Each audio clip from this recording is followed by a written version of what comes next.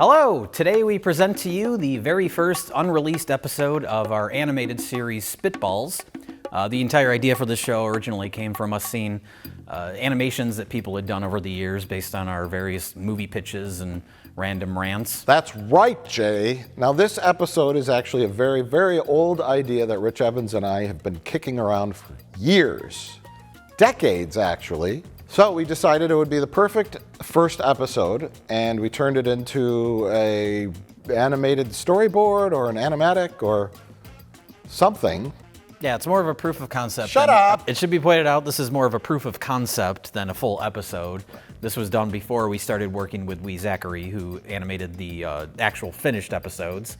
But this one has amazing artwork by our friend Freddie Williams and Rich Evans. That's right, Jay. Rich drew the human characters, and our friend Freddie Williams drew the backgrounds and locations. I then seamlessly combined them into a fantastic presentation that combines two radically different styles of art in an unseamless mess. But Mike, obviously it's an unfinished work, so it's the movie pitches that matter. That's right, Jay. So enjoy Spitballs, the Dependables.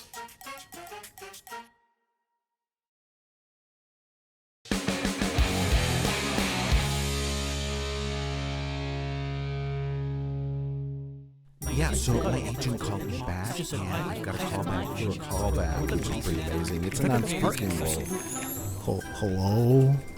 Can anybody help me? Mike! Hey, Mike! Oh, hey, Jay. Don't ask how, but I got us a pitch meeting with Roland Emmerich. Roland Emmerich, the director of several successful sci-fi and action films? Yes! He's actually looking for an original sci-fi idea. Jay, I usually write historical nonfiction novels. I haven't sold a screenplay in years. You haven't sold a book either. So what do you have to lose? Fair point. Rich is picking us up in 5 seconds. Come on! Oh! You're pulling on my pretentious sweater! Out of my way! Out! My coffee! Where are we going again? To pitch a movie idea to Roland Emmerich in Burbank. Burbank? That's less than a mile from here. It'll take us hours to get there. Hey, look, it's Boozemeister! Do the line for the thing! Say it, idiot! Fuck off! Hey, Rich, what's Boozemeister? In 2004, I played a guy called Boozemeister in that movie, Boner Frat. It was the last time I worked. I got typecast as a fat, stinking asshole.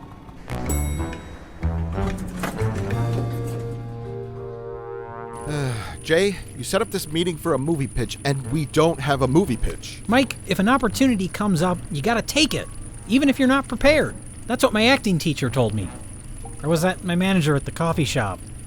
Or my grandma? Mike, don't sweat it. We'll be fine. We're good at thinking on our feet and making the best of it.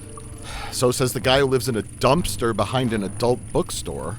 It's a youth hostel. I think once you turn 45, you have to drop the youth in youth hostel. I'm 47, and for your information, I have running water now. Oh my God.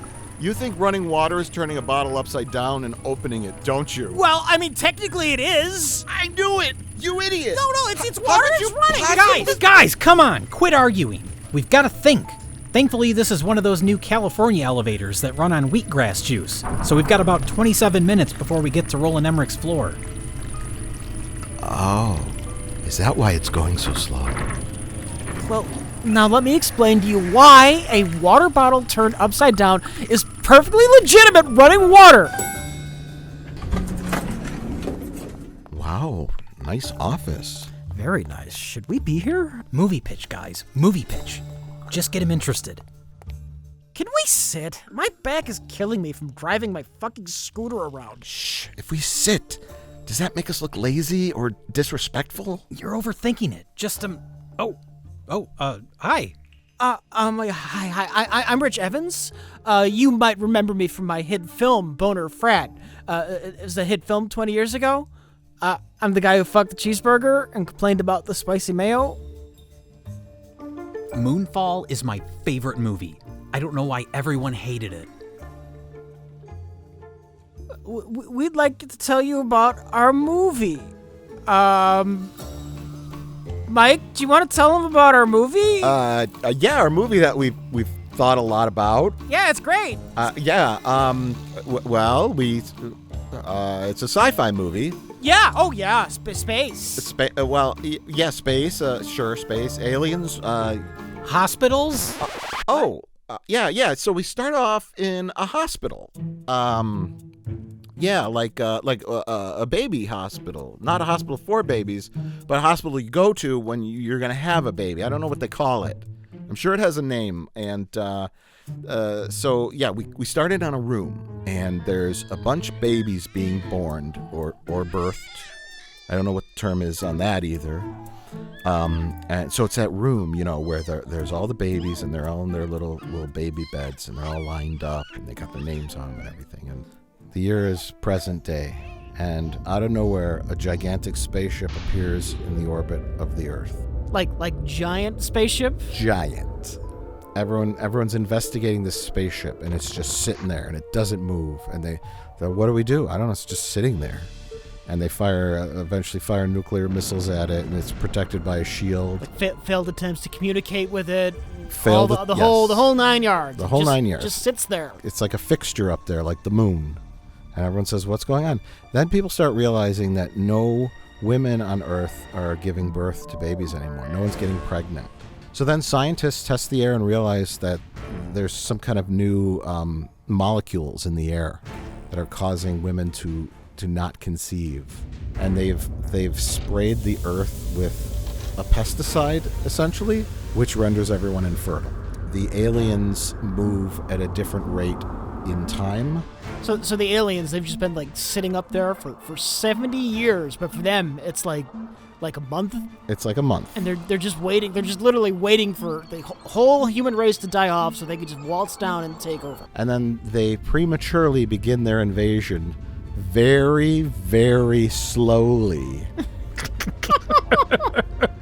Almost in extreme slow motion, because that's the rate of speed in which they move. So our main characters then, they're all super old. There's the last handful of people on Earth. The last of the human race lives down in Florida at the Shady Oaks retirement community. So we're just going full joke. They're in Florida. Yes. Well, how many people are we talking about? We talking like a couple dozen? Couple dozen. Okay. Enough to be a happy ensemble cast of lovely 98-year-olds.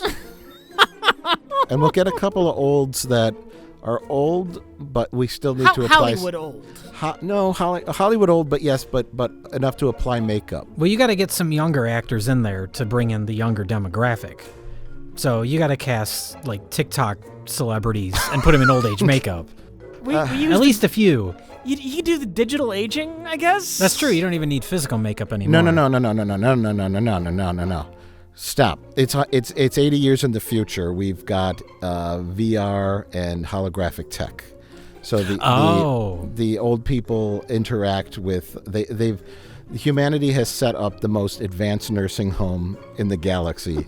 And they have hollow projections of young TikTok stars who feed them their medicine and wipe their asses. Stuff. I'm just saying, for the sake of getting a younger audience to watch the movie, you need younger actors in the movie. Fine, Mr. Producer. Get Anya Taylor-Joy in there. She's in everything. Okay, Anya Taylor-Joy is the head nurse at the Shady Oaks retirement home, but she's a hologram. Okay. Because she's long dead. And so the dozen or so elderlies.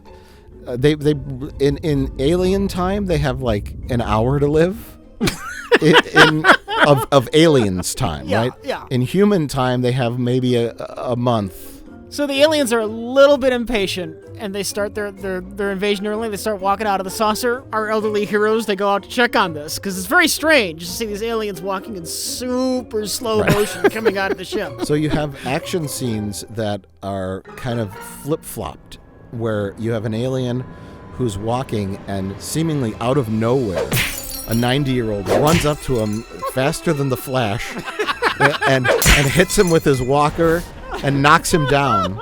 When in real time, in our time, what we see is an old man kind of slowly hobble up to this alien that's moving in super slow motion and pokes at it, picks up his walker and goes, just the visuals of those kind of action scenes flipping back and forth like a car. Can you imagine a car chase? I think it's brilliant. Like the aliens would take out their laser guns and they would fire and it'd be and then like literally the old people would have a difficult time getting out of the way of it because they're so old. Like Harold would walk with his walker. You need to have the walker chase where an alien fires like it's the heat-seeking missile. Yeah. But it's only traveling at like 2 miles an hour, and he's like Not even that. Yeah. outrunning it. Yeah.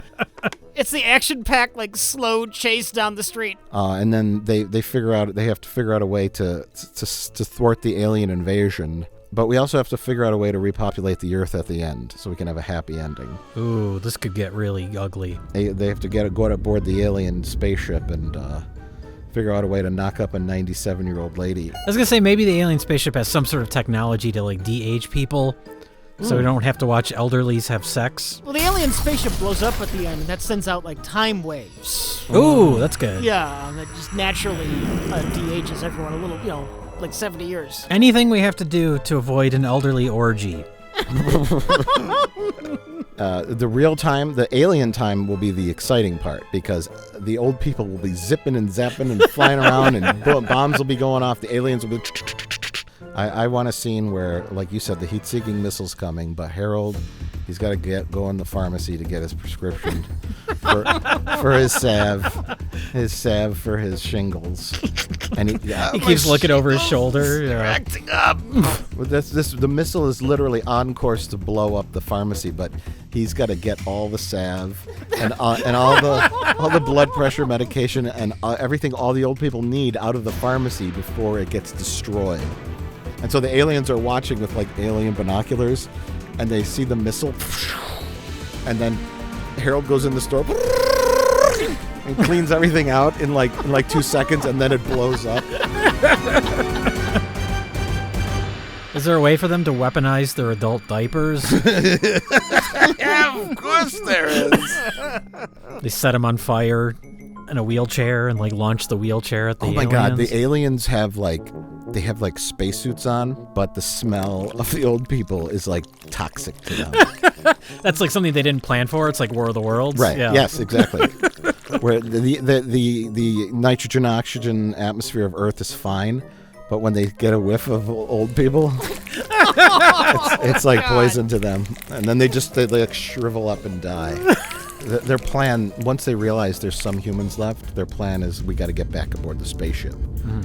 All we have to do is wait 2 hours, and that'll be a couple years in human time, and all these people will die. Damn it, Bloglog! You had the landing party arrive too early, 2 hours too early. Sorry, my calculations were off. Your alien hubris. Your alien hubris, you didn't account for the dozen or so elderlies down in Florida at the Shady Oaks retirement home. They're going to undermine our whole invasion plan. There were a couple of 90-year-olds. There are a handful of 90-year-olds. What harm could they be? Just, fatal flaw, underestimated the elderly. They had gumption. They literally ruin everyone's plans, so aliens are not exempt. What do we call it? Roland Emmerich is interested, I think. He's looking at us kind of funny. The Dependables. That's it. That's it.